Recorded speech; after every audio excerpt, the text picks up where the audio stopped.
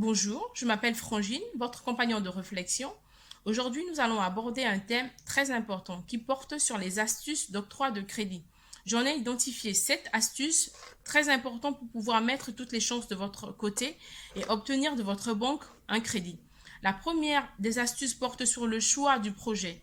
Vous devriez avoir un projet bancable, mais également inscrire dans votre projet, dans le cadre du planning d'exécution de votre projet, le moment idéal pour pouvoir avoir le crédit.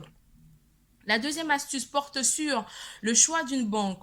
La banque que vous devriez choisir doit prôner en son sein le financement de l'économie, c'est-à-dire une banque qui accorde des crédits et qui a inscrit cela dans sa stratégie de développement. La troisième astuce porte sur l'installation d'une relation de confiance entre vous et votre partenaire bancaire. Généralement, les banques vous accordent 6 mois pour pouvoir vous observer. Et donc, je vous conseillerais pendant ces 6 mois de domicilier vos revenus auprès de votre banque, mais également de pouvoir, si vous le pouvez, constituer une épargne progressive. Cela est très important.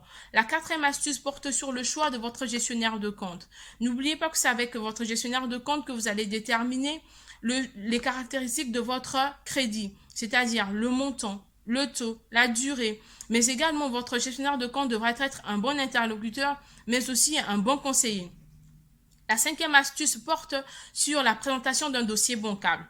Pour présenter un dossier bancable, il faudrait que votre besoin soit justifié. Il faudrait que le financement que l'on vous donne vous apporte une plus-value.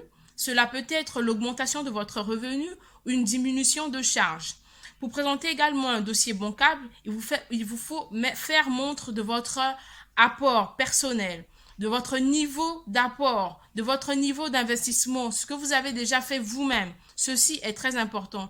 Il vous faut également présenter auprès de votre banquier votre capacité de remboursement et la part de revenus qui sera affectée au remboursement des échéances.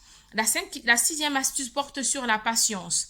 La patience est d'or lorsque nous sommes dans une instance de négociation de crédit, surtout lorsqu'il s'agit d'un premier essai. N'oubliez pas que c'est pendant ces moments qu'on vous demande des informations complémentaires ou des garanties supplémentaires. Je vous en prie, il vous faut vous armer de patience et vous prêter au jeu de la négociation.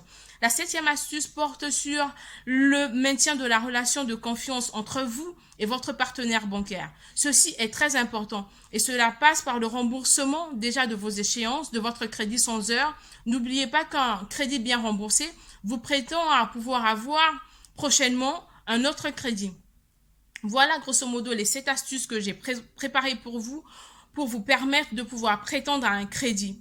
Et si vous avez aimé, je vous prie de partager et je vous dis à bientôt. Au revoir.